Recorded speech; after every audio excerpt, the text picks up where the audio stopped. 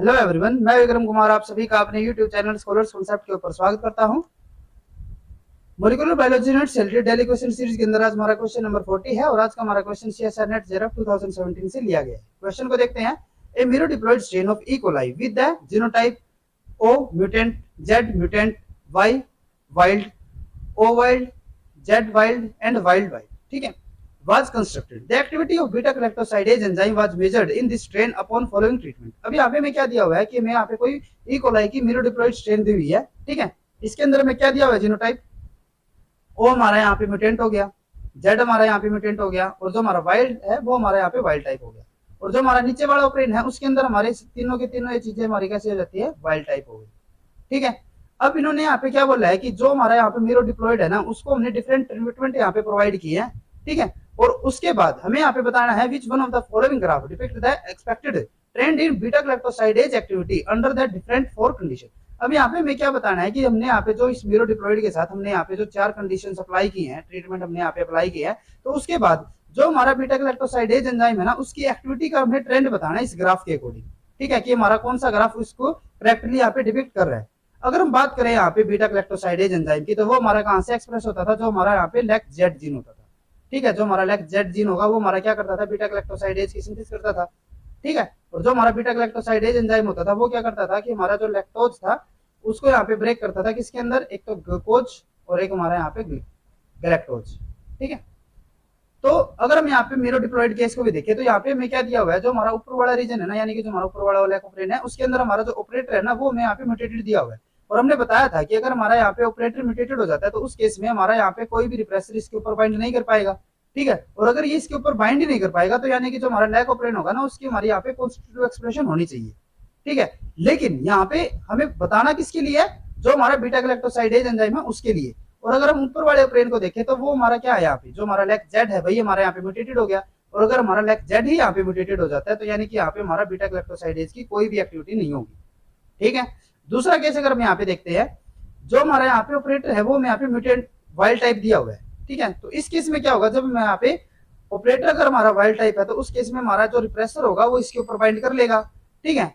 और अगर हमारा रिप्रेसर इसके ऊपर बाइंड कर लेता है तो उस केस में क्या होगा कि हमारी यहाँ पे कोई एक्सप्रेशन नहीं हो पाएगी, ठीक है।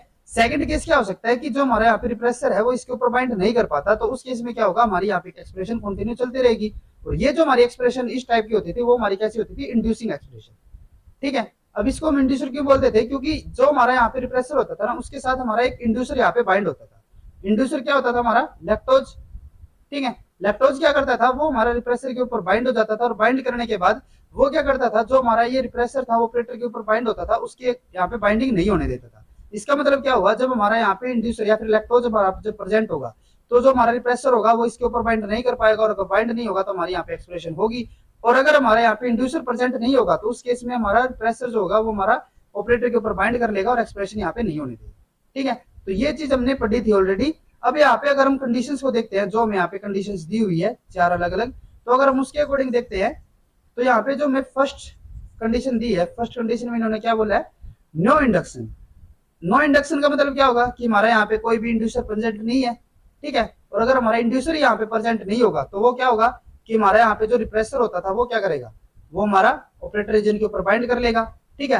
अब क्योंकि हमारा इंड्यूसर तो यहाँ पे है नहीं ना, तो वो क्या करेगा, रिप्रेसर ऑपरेटर के ऊपर बाइंड करेगा और हमारी यहाँ पे एक्सप्रेशन नहीं हो पाएगी, ठीक है। लेकिन मैंने आपको एक चीज पहले ही बताई थी कि जब भी हमारे यहाँ पे एक्सप्रेशन जो होती है ना वो यूं नहीं होती कि हमारी एक्सप्रेशन कंप्लीटली जीरो हो जाएगी, ऐसा नहीं होता।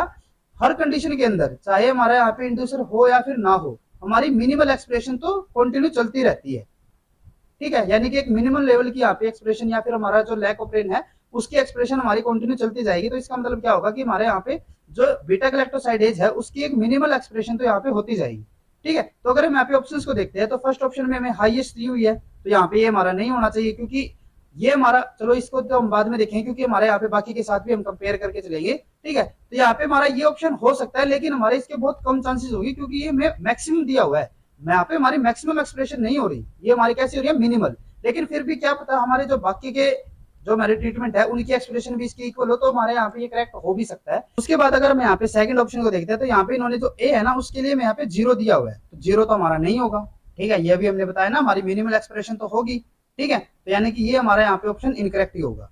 देन उसके बाद थर्ड और फोर्थ में हमारे यहाँ पे मिनिमल एक्सप्रेशन कुछ तो दी हुई है, तो ये हमारे हो सकते हैं करेक्ट। तो यहाँ पे हमारा जो सेकंड ऑप्शन होगा वो तो मैं यहाँ से एलिमिनेट कर दिया हमने। देन उसके बाद अगर हम यहाँ पे बी कंडीशन को देखते हैं, तो बी कंडीशन में इन्होंने क्या दिया हुआ है, induction with n moles of IPTG. अब जो हमारा यहाँ पे आईपीटीजी होता है ना, वो क्या रहता है, अगर हम बात करते हैं यहाँ पे आईपीटीजी की, एक हमारा यहाँ पे मॉलिक्यूल होता है आईपीटीजी, ठीक है। आईपीटीजी का मतलब क्या होता है, आइसो प्रोपाइल थियो ग्लैक्टो पायरेनोसाइड, ठीक है। और जो हमारा ये आईपीटीजी होता है ना, वो हमारा क्या करता है, एक इंड्यूसर की तरह काम करता है, ठीक है। इंड्यूसर का मतलब क्या होगा कि ये हमारा कहां पे जाके बाइंड होगा, जो हमारा रिप्रेसर होगा उसके साथ बाइंड हो जाएगा, और बाइंड करने के बाद जो हमारा ये रिप्रेसर था वो जब ऑपरेटर के ऊपर बाइंड हो रहा था, तो ये इसकी बाइंडिंग यहाँ पे नहीं होने देगा, ठीक है।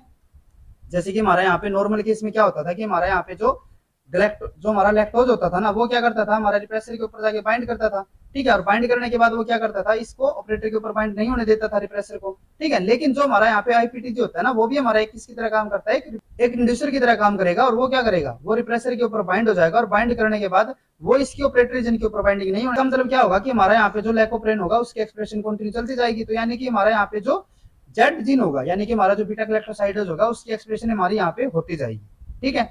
अब यहाँ पे क्या कंडीशन आती है कि जो हमारा यहाँ पे आईपीटीजी होता है ना, ठीक है, वो हमारा बीटा ग्लैक्टोसाइडेज का कोई सबस्ट्रेट नहीं होता। जैसे कि अगर हम यहाँ पे नेक्स्ट कंडीशन देखते हैं, जो हमारे यहाँ पे सी कंडीशन हमें दी हुई है, induction with n moles of lactose. और लैक्टोज भी हमने जैसे अभी बताया, लैक्टोज हमारा क्या होता है, एक इंड्यूसर होता है। वो भी क्या करेगा, वो हमारा रिप्रेसर के ऊपर बाइंड हो जाएगा, और बाइंड करने के बाद वो क्या करेगा, हमारा ऑपरेटर रीजन के ऊपर बाइंड रिप्रेसर को नहीं होने देगा। यानी कि हमारे पे भी यहाँ पे क्या होगी, जो हमारा लैकोप्रेन है उसकी एक्सप्रेशन कंटिन्यू चलती जाएगी, यानी कि जो हमारा बीटा ग्लैक्टोसाइडेज है उसकी एक्सप्रेशन यहाँ पे होनी चाहिए, ठीक है। अब यहाँ पे हमारे पास दो कंडीशन आ चुकी है। पहले हमारे यहाँ पे क्या है, एक तो हमारे पास यहाँ पे आईपीटीजी है, और एक हमारे पास यहाँ पे क्या है, लैक्टोज हो गया, ठीक है। एक हमारे पास यहाँ पे है आईपीटीजी और एक हमारे पास है लैक्टोज। दोनों ही हमारे क्या कर रहे हैं, एक इंड्यूसर की तरह काम कर रहे हैं, यानी कि क्या करेंगे, जो हमारा यहाँ पे रिप्रेसर होगा उसके साथ बाइंड हो जाएंगे और उसकी ऑपरेटर के ऊपर बाइंडिंग नहीं होने देगी। ये हमारी नॉर्मल बात है। लेकिन जो हमारा यहाँ पे लैक्टोज होता है ना, ठीक है, अब यहाँ पे जो हमारा जेड जीन था वो हमारा क्या करेगा, बीटा ग्लैक्टोसाइडेज की सिंथेसिस करेगा, ठीक है। ये हमारा क्या हो गया, बीटा ग्लैक्टोसाइडेज।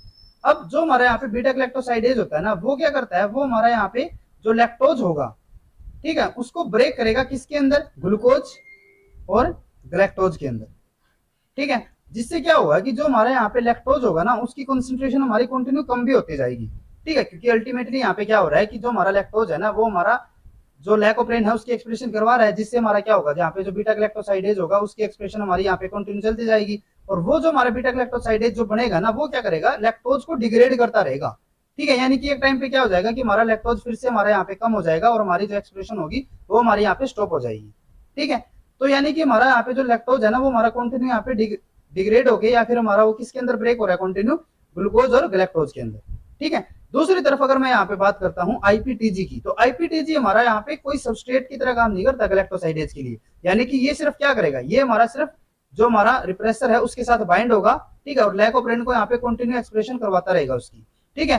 पहले क्या हो रहा था कि जो हमारा लैक्टोज था ना, वो खुद भी यहाँ पे क्या हो रहा था, हमारा ब्रेक हो रहा था। लेकिन जो हमारा आईपीटीजी होगा ना, वो हमारा यहाँ पे ब्रेक नहीं होता। तो यानी कि जो इसकी कंसेंट्रेशन होगी ना, वो हमारी कॉन्स्टेंट बनी रहेगी, जो कि हमारी लैक्टोज के कोर्स में क्या हो रही थी, यहाँ पे कम भी हो रही थी। लेकिन जो हमारा आईपीटीजी है ना, उसकी कंसेंट्रेशन यहाँ पे हमारी कंटिन्यू उतनी ही कांस्टेंट बनी रहेगी। तो यहाँ पे हमारी जो एक्सप्रेशन होगी ना, वो हमारी लैक्टोज के कंपेयर में थोड़ी सी हाई रहती है, ठीक है, क्योंकि ये हमारा सबस्ट्रेट नहीं होता, ये हमारा सिर्फ इंड्यूसर होता है, ठीक है। तो यहाँ पे जो हमारा अगर हम बात करें आईपीटीजी की, तो उसकी एक्सप्रेशन हमारी हाई होगी एज कम्पेयर टू जो हमारे यहाँ पे लैक्टोज जब प्रेजेंट होगा, ठीक है। तो अगर हम यहाँ पे ऑप्शंस को देखते हैं, तो हमारा फर्स्ट ऑप्शन है, इसमें हमें क्या दिया हुआ है, ये तो हमारे यहाँ पे वैसे भी इनकरेक्ट हो गया। क्यों हो जाता है, क्योंकि स्टार्टिंग हमारा जो ए था वो हमारा क्या था, नो इंडक्शन, और उसके लिए हमने बताया था कि हमारी वहां पे क्या होती थी, मिनिमल एक्सप्रेशन होती थी, ठीक है। और जब हमारा यहाँ पे लैक्टोज जब प्रेजेंट होगा, वो तो हमारा इंड्यूसर है, तो उससे तो एक्सप्रेशन तो हमारी इंक्रीज होगी, ठीक है। तो यानी कि जो हमारे यहाँ पे आईपीटीजी और जो हमारे लैक्टोज होंगे ना, उसकी एक्सप्रेशन तो हमारी जो ए कंडीशन नो इंडक्शन, उससे तो हमारी यहाँ पे इंक्रीज होनी चाहिए थी। तो यानी कि हमारा यहाँ पे जो ए ऑप्शन होगा वो तो हमारे यहाँ पे इनकरेक्ट हो जाता है, क्योंकि इसकी भी हमारी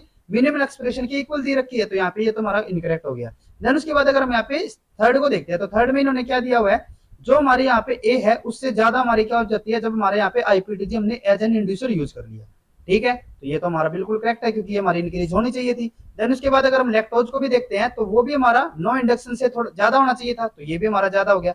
और अगर हम यहाँ पे बी और सी को कंपेयर करते हैं, जब हमने यहाँ पे आईपीटीजी और लैक्टोज दिया तो भी हमारे यहाँ पे क्या आ रहा है, डिफरेंस आ रहा है, जो कि हमारा होना चाहिए, क्योंकि हमने बताया था ना कि जो हमारा आईपीटीजी है उसमें हमारी जो लैक ऑफ रेन या फिर जो हमारी जेड वाई ए की एक्सप्रेशन होगी वो हमारी हाइयर होगी एज कम्पेयर टू जब हमने यहाँ पे खाली लैक्टोज यूज किया है। तो यानी कि ये हमारा यहाँ पे प्रॉपर सिग्निफाई कर रहे हैं। ठीक है, अगर हम यहाँ पे फोर्थ ऑप्शन को देखें तो फोर्थ में इन्होंने क्या दिया हुआ है कि जो हमारा ए है उसकी एक्सप्रेशन तो मिनिमल है, लेकिन जो हमारा बी और सी को अगर हम कंपेयर करें ना तो वो हमारा क्या दे रखा है कि जब हमने लैक्टोज यूज किया ना तो हमारी एक्सप्रेशन इंक्रीज हो रही है, जबकि होना क्या चाहिए था, इसका उल्टा होना चाहिए था, जैसे कि हमने थर्ड ऑप्शन के अंदर बताया। यानी कि हमारा यहाँ पे जो फोर्थ ऑप्शन होगा वो भी हमारा यहाँ पे इनकरेक्ट हो जाता है और जो हमारा थर्ड ऑप्शन है वो हमारा यहाँ पे करेक्ट होगा। ठीक है, अगर हम यहाँ पे फोर्थ वाले को भी देखते हैं जो हमारे यहाँ पे डी दिया हुआ है ना, ठीक है, डी कंडीशन है, तो उसके अंदर में क्या दिया हुआ है, induction with n mole of lactose in the presence of n mole of glucose. ठीक है, तो अगर हम यहाँ पे कंडीशन लेके चलते हैं कि हमने यहाँ पे लैक्टोज भी प्रोवाइड करवा दिया, ठीक है, और उसके साथ हमने यहाँ पे क्या किया कि हमने ग्लूकोज भी प्रोवाइड करवा दिया, और हमने आपको बताया था कि जो हमारा ग्लूकोज होता है ना वो क्या करता है, हमारा प्राइमरी सबस्ट्रेट की तरह काम करता है, एनर्जी सोर्स की तरह। ठीक है, ये हमारा क्या होता है, प्राइमरी एनर्जी सोर्स। ठीक है, या फिर हम इसको यूं भी कह सकते हैं कि हमारा प्राइमरी कार्बन सोर्स होता है। और जब तक हमारा यहाँ पे जो ग्लूकोज होगा वो प्रेजेंट रहेगा तब तक हमारा जो लैक्टोज होगा ना, ठीक है, वो हमारा यूज में नहीं आएगा। ठीक है, एज एन एनर्जी सोर्स हम उसको यूज नहीं कर पाते, तो इसीलिए हमारे यहाँ पे जो लैक ऑफ रेन होता है ना उसकी एक्सप्रेशन हमारी कैसी रह जाती है, मिनिमल रह जाती है।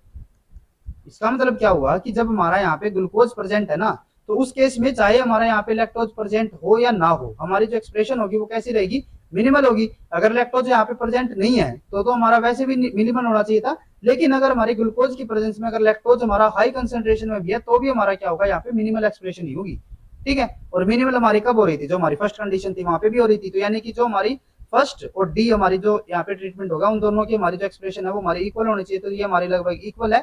ठीक है, तो यहाँ पे हमारा क्या हो जाता है, जो थर्ड ऑप्शन होगा वो हमारा यहाँ पे करेक्ट होता है। अगर आपको ये वीडियो यूजफुल लगी हो तो please like and share this video, और मॉलिक्यूलर बायोलॉजी से रिलेटेड इसी तरीके के कॉन्सेप्ट्स और क्वेश्चन करने के लिए please subscribe to our YouTube channel scholars concepts. Thank you.